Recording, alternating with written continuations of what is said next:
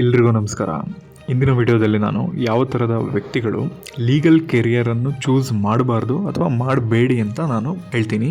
ಈ ವಿಡಿಯೋ ಯಾವುದೇ ವ್ಯಕ್ತಿಗಳಿಗೂ ನೋವು ಮಾಡಬೇಕು ಅಥವಾ ಅವರ ಆತ್ಮಸ್ಥೈರ್ಯವನ್ನು ಧೃತಿಗೆಡಿಸಬೇಕು ಅಂತ ಹೇಳ್ತಿಲ್ಲ. ಮೇನ್ಲಿ ಇದು ಒಂದು ಎಜುಕೇಷನ್ ಪರ್ಪಸ್, ಹಾಗೆ ಒಂದು ನಾಲೆಡ್ಜಬಲ್ ವಿಡಿಯೋ. ಡೈರೆಕ್ಟಾಗಿ ಟಾಪಿಕ್ಕಿಗೆ ಬಂದುಬಿಡ್ತೀನಿ. ಮೊದಲನೇದಾಗಿ, ನಿಮಗೆ ಓದುವ ಹವ್ಯಾಸ ಅಥವಾ ರೀಡಿಂಗ್ ಇಂಟ್ರೆಸ್ಟ್ ನಿಮ್ಮಲ್ಲಿ ಇಲ್ಲ ಅಂದರೆ ಅಂಥವರು ದೇವರಾಣೆ ಈ ಕೋರ್ಸ್ಗೆ ಬರಬೇಡಿ. ಯಾಕಂದರೆ ಡಿಗ್ರಿ ಆಗೋ ತನಕ ನೀವೇನೋ 1 hour ಓದ್ತೀರಾ ಅಥವಾ ಎಕ್ಸಾಮ್ ಹಿಂದಿನ ದಿವಸ ಓದಿ ಏನೋ ಪಾಸ್ ಆಗಿರ್ತೀರ. ಆದರೆ ಇಲ್ಲಿ ಒಂದು ಆಫೀಸಿಗೆ ಜಾಯ್ನ್ ಆದ ಮೇಲೆ ಮಿನಿಮಮ್ 6 to 7 hours ಓದಬೇಕಾಗಿರುತ್ತೆ.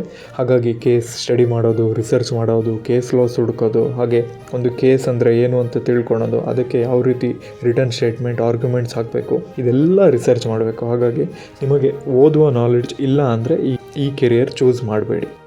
ಎರಡನೇದು, ಫೈನಾನ್ಷಿಯಲ್ ಸ್ಟೆಬಿಲಿಟಿ. ಅಂದರೆ ಕೆಲಸ ಸಿಕ್ಕಿದ ತಕ್ಷಣ ನಾನು ಒಳ್ಳೆ ದುಡಿಬೇಕು, ನಮ್ಮ ಫ್ಯಾಮಿಲಿನೂ ನೋಡ್ಕೊಬೇಕು, ಅಥವಾ ನಾನು ಚೆನ್ನಾಗಿ ಅರ್ನ್ ಮಾಡಬೇಕು, ಇಷ್ಟು ಸೇವಿಂಗ್ಸ್ ಮಾಡಬೇಕು ಅಂತ ಪ್ಲ್ಯಾನಿಂಗ್ ಇದ್ದರೆ ಈ ಲೀಗಲ್ ಕೆರಿಯರ್ ಚೂಸ್ ಮಾಡಬೇಡಿ. ಯಾಕಂದರೆ ಒಂದು ಆಫೀಸಿಗೆ ನೀವು ಸೇರಿದ್ರೆ, ಇಂಡಿವಿಜುವಲ್ ಅಡ್ವೊಕೇಟ್ಸ್ ಅಂಡರ್ ನೀವು ಸೇರಿದ್ರೆ ನಿಮ್ಮ ಸ್ಯಾಲ್ರಿ ಮಿನಿಮಮ್ 8,000 to 12,000 ಕೊಡ್ತಾರೆ ಬೇಸಿಕ್ಕಾಗಿ.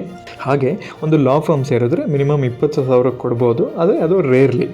ಹಾಗಾಗಿ if you want to earn suddenly, rapidly, you should not choose this legal career. ಯಾಕಂದರೆ ಇಲ್ಲಿ ನೀವು ದುಡ್ಡು ಅರ್ನ್ ಮಾಡಬೇಕಂದ್ರೆ ಮಿನಿಮಮ್ 4-5 ವರ್ಷ ವೆಯ್ಟ್ ಮಾಡಬೇಕು. ಯಾಕಂದರೆ ಫಸ್ಟ್ 3 to 4 ವರ್ಷ ಝೀರೋ ಅರ್ನಿಂಗ್ಸ್.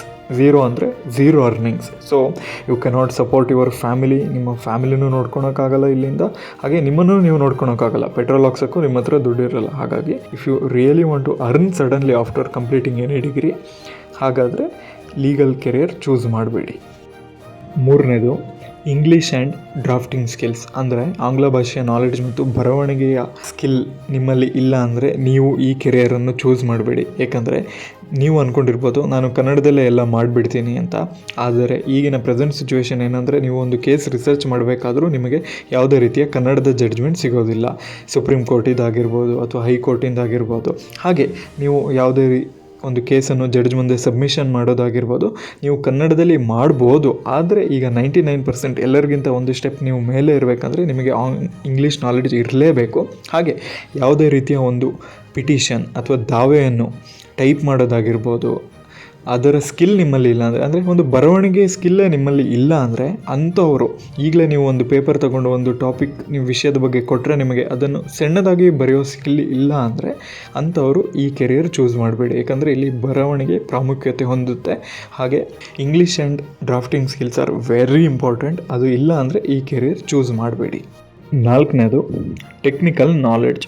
ನಿಮ್ಮಲ್ಲಿ ಒಂದು ಬೇಸಿಕ್ ಕಂಪ್ಯೂಟರ್ ನಾಲೆಡ್ಜ್ ಇಲ್ಲ ಅಂದರೆ, ಕಂಪ್ಯೂಟರನ್ನು ಹೇಗೆ ವರ್ಕ್ ಮಾಡೋದು, ಹೇಗೆ MS office, word, excel use ಮಾಡೋ, ಪವರ್ ಪಾಯಿಂಟ್, ಅದೇ ರೀತಿ ಯಾವುದೇ ರೀತಿ ನಾಲೆಡ್ಜ್ ಇಲ್ಲ ಅಂದರೆ ನೀವು ಈ ಕೆರಿಯರ್ ಚೂಸ್ ಮಾಡಬೇಡಿ. ಏಕೆಂದರೆ ಇಲ್ಲಿ ಕಂಪ್ಯೂಟರ್ ನಾಲೆಡ್ಜ್ ಇರಲೇಬೇಕು. ಒಂದು ದಾವೆಯನ್ನು ಟೈಪ್ ಮಾಡೋದಾಗಿರ್ಬೋದು, ಹಾಗೆ ಒಂದು ದಾವೆಯನ್ನು ಅರ್ಜೆಂಟಾಗಿ ಒಂದು ಪಿಟಿಷನ್ ಅಥವಾ ಯಾವುದೋ ಒಂದು ಅಪ್ಲಿಕೇಶನ್ ಟೈಪ್ ಮಾಡೋಕ್ಕೆ ನಿಮಗೆ ಕೊಡ್ಬೋದು. ಹಾಗಾಗಿ ಅದರ ನಾಲೆಡ್ಜ್ ನಿಮಗೆ ಬೇಸಿಕ್ ನಾಲೆಡ್ಜ್ ಇಲ್ಲ ಅಂದರೆ ಈ ಕೆರಿಯರ್ ಚೂಸ್ ಮಾಡಬೇಡಿ. ಏಕೆಂದರೆ ಚೂಸ್ ಮಾಡಿದ ಮೇಲೆ ನೀವು ಇಲ್ಲಿ ಭಾಳಷ್ಟು ಕಷ್ಟಪಡ್ತೀರಾ. ಐದನೇದು, ಪಬ್ಲಿಕ್ ಸ್ಪೀಕಿಂಗ್ ಸ್ಕಿಲ್ ನಿಮ್ಮಲ್ಲಿ ಇಲ್ಲ ಅಂದರೆ, ಈಗ ಕಾಲೇಜ್ ಟೈಮಲ್ಲೇ ನೀವೇ ನೋಡಿರ್ಬೋದು, ಯಾವುದೋ ಒಂದು ಮೂಡ್ ಕೋರ್ಟಿಗೆ ಅಟೆಂಡ್ ಆಗೋದು ಅಥವಾ ಕಾಲೇಜಿನ ಪ್ರೆಸೆಂಟೇಷನ್ ಮಾಡೋದು, ಕಾಲೇಜಲ್ಲಿ ಒಂದು 50 ಜನದ ಮುಂದೆ ಒಂದು ಕೇಸನ್ನು ಅಥವಾ ಒಂದು ಟಾಪಿಕನ್ನು ಪ್ರೆಸೆಂಟ್ ಮಾಡೋ ಶಕ್ತಿ ಅಥವಾ ಅದರ ಇಂಟ್ರೆಸ್ಟ್ ನಿಮ್ಮಲ್ಲಿ ಇಲ್ಲ ಅಂದರೆ ಅಂಥವರು ಈ ಲೀಗಲ್ ಕೆರಿಯರ್ ಚೂಸ್ ಮಾಡಬೇಡಿ. ಏಕೆಂದರೆ ಇಲ್ಲಿ ನಿಮ್ಮ ಆ್ಯಟಿಟ್ಯೂಡ್ ಅಥವಾ ನಿಮ್ಮ ಕೆರಿಯರ್ ಡೆವಲಪ್ ಆಗೋದೇ ನೀವು ಹೇಗೆ ಒಂದು ಕೇಸನ್ನು ಸಬ್ಮಿಷನ್ ಮಾಡ್ತೀರಾ, ಹೇಗೆ ಒಂದು ಕೇಸನ್ನು ಪ್ರೆಸೆಂಟ್ ಮಾಡ್ತೀರಾ. ಪ್ರೆಸೆಂಟೇಷನ್ ಸ್ಕಿಲ್ಸ್ ಅಥವಾ ಪಬ್ಲಿಕ್ ಸ್ಪೀಕಿಂಗ್ ಸ್ಕಿಲ್ ನಿಮ್ಮಲ್ಲಿ ಇಲ್ಲ ಅಂದರೆ ಈ ಲೀಗಲ್ ಕೆರಿಯರ್ ಚೂಸ್ ಮಾಡಬೇಡಿ. ಯಾಕಂದರೆ ಇಲ್ಲಿ ನೀವು ಒಂದು ಕೇಸನ್ನು ಹೇಗೆ ಪ್ರೆಸೆಂಟ್ ಮಾಡ್ತೀರಾ ಅನ್ನೋದೇ ಇಂಪಾರ್ಟೆಂಟ್. ಹಾಗಾಗಿ ಈ ಸ್ಕಿಲ್ ಇಲ್ಲ ಅಂದರೆ ನೀವು ಈ ಕೆರಿಯರ್ ಚೂಸ್ ಮಾಡಬೇಡಿ. ಆರನೇದು, ವರ್ಕ್ ಲೈಫ್ ಬ್ಯಾಲೆನ್ಸ್. ಜೀವನ ಮತ್ತು ಕೆಲಸ ಎರಡೂ ಸಮವಾಗಿರಬೇಕು. ಅಂದರೆ ಇಷ್ಟು ಕೆಲಸ ಮಾಡಬೇಕು, ಇಷ್ಟು ಫ್ಯಾಮಿಲಿ ಟೈಮ್ ನಾನು ಸ್ಪೆಂಡ್ ಮಾಡಬೇಕು ಅಂತ ಒಂದು ಜಾಬ್ ನೀವು ಹುಡುಕ್ತಿದ್ರೆ ಅಥವಾ ಅಂಥ ಆ್ಯಟಿಟ್ಯೂಡ್ ನಿಮ್ಮಲ್ಲಿ ಇದ್ದರೆ ಅಂಥವ್ರು ಬರಬೇಡಿ. ಯಾಕಂದರೆ ಇಲ್ಲಿ ವರ್ಕ್ ಲೈಫ್ ಬ್ಯಾಲೆನ್ಸ್ ಅನ್ನೋದು ಇರೋದಿಲ್ಲ. ಕೆಲವೊಮ್ಮೆ ನೀವು ಆಫೀಸ್ ಬಿಡ್ತಾ 11 ಆಗ್ಬೋದು ಅಥವಾ 12 ಆಗ್ಬೋದು, ಅಥವಾ ಮನೆಗೆ ರೀಚ್ ಆಗೋದೇ ಲೇಟ್ ಆಗ್ಬೋದು.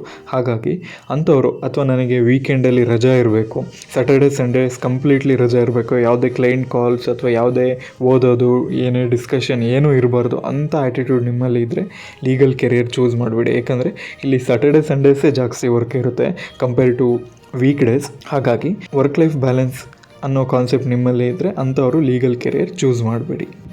7ನೇದು ತಾಳ್ಮೆ, ಪೇಷನ್ಸ್ ಅನ್ನೋ ಕಾನ್ಸೆಪ್ಟ್ ನಿಮ್ಮಲ್ಲಿ ಇಲ್ಲ ಅಂದರೆ ಅಂಥವರು ಲೀಗಲ್ ಕೆರಿಯರ್ ಚೂಸ್ ಮಾಡಬೇಡಿ.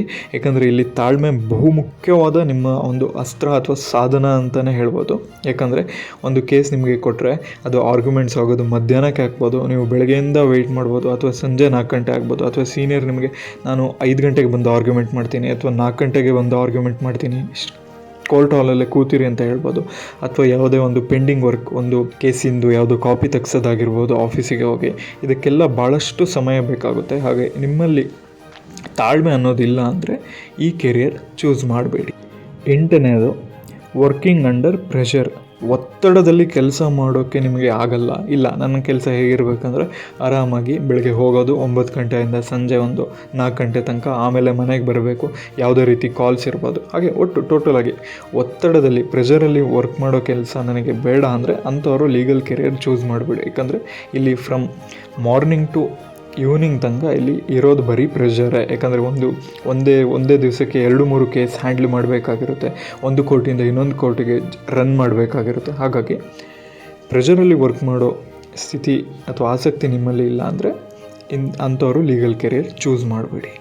9ನೇದು ಫ್ಯಾಮಿಲಿ ಸಪೋರ್ಟ್.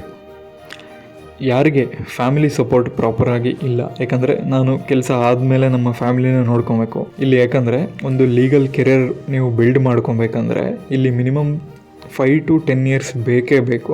ಹಾಗಾಗಿ ಅಷ್ಟು ಕಾಲ ನಿಮ್ಮ ಫ್ಯಾಮಿಲಿ ಸಪೋರ್ಟ್ ಮಾಡಲ್ಲ ಅಂಥ ಪೊಸಿಷನಲ್ಲಿ ನೀವಿದ್ರೆ ಅಂಥವ್ರು ಲೀಗಲ್ ಕೆರಿಯರ್ ಚೂಸ್ ಮಾಡಬೇಡಿ. ಯಾಕಂದರೆ ಇಲ್ಲಿ ಫ್ಯಾಮಿಲಿ ಸಪೋರ್ಟ್ ವೆರಿ ಇಂಪಾರ್ಟೆಂಟ್ ಆಗುತ್ತೆ. ಯಾವುದೇ ರೀತಿ ಫ್ಯಾಮಿಲಿ ಪ್ರೆಷರ್ ಇರಬಾರ್ದು. ನಿಮ್ಮ ಫ್ಯಾಮಿಲಿ ಅಥವಾ ನಿಮ್ಮ ತಂದೆ ತಾಯಿ ಅಥವಾ ನಿಮ್ಮ ಯಾರೇ ಆದರೂ ನಿಮ್ಮನ್ನು ಫ್ರೀಯಾಗಿ ಬಿಡಬೇಕು. ಕೆರಿಯರ್ ನೀನೇ ಹೇಗಾದರೂ ಮಾಡಿ ಅಚೀವ್ ಮಾಡು, ಅಲ್ಲಿ ತನಕ ನಾನು ಸಪೋರ್ಟ್ ಮಾಡ್ತೀನಿ ಅಂತ. ಅಂಥ ಸಪೋರ್ಟ್ ಇಲ್ಲ ಅಂದರೆ ಅಂಥವ್ರು ಲೀಗಲ್ ಕೆರಿಯರ್ ಚೂಸ್ ಮಾಡಬೇಡಿ. ಏಕೆಂದರೆ ಫ್ಯಾಮಿಲಿ ಸಪೋರ್ಟ್ ಇಲ್ಲ ಅಂದರೆ you cannot do anything. Every day if you get any pressure from family, ಇಲ್ಲ ನೀನು ದುಡ್ಡು ಕೊಡಬೇಕು, ಇಲ್ಲ ನೀನು ನನಗೆ ಇಷ್ಟ ಆಗಬೇಕು, ಅಂಥ ಸ್ಥಿತಿಲಿ ನೀವಿದ್ದರೆ ಅಂಥವ್ರು ಬರಬೇಡಿ. ಏಕೆಂದರೆ ಇಲ್ಲಿ ಆ ಆಪರ್ಚುನಿಟೀಸ್ ಇರೋದಿಲ್ಲ.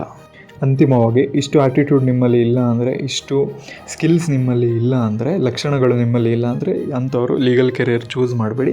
ನೀವು ಬೇರೆ ಥರದ MBA ಆಗಿರ್ಬೋದು, ಬ್ಯಾಂಕಿಂಗ್ ಆಗಿರ್ಬೋದು, ಅಥವಾ ತಕ್ಷಣಕ್ಕೆ ದುಡಿಬೇಕಂದ್ರೆ ಆ ಥರದ ಕೋರ್ಸ್ಗಳಿದೆ, ಅದು ಮಾಡಿ. ಇಲ್ಲಿ ನೀವು ಒಂದು ಸ್ಟ್ಯಾಂಡ್ ಆಗಬೇಕಿದ್ರೆ ಮಿನಿಮಮ್ 10 years ಬೇಕು. ಹಾಗೆ ನಿಮ್ಮ ಅನಿಸಿಕೆಯನ್ನು ಕಾಮೆಂಟ್ ಬಾಕ್ಸಲ್ಲಿ ತಿಳಿಸಿ. ನೆಕ್ಸ್ಟ್ ವಿಡಿಯೋದಲ್ಲಿ ಡಿಸ್ಕಸ್ ಮಾಡೋಣ. ಧನ್ಯವಾದಗಳು.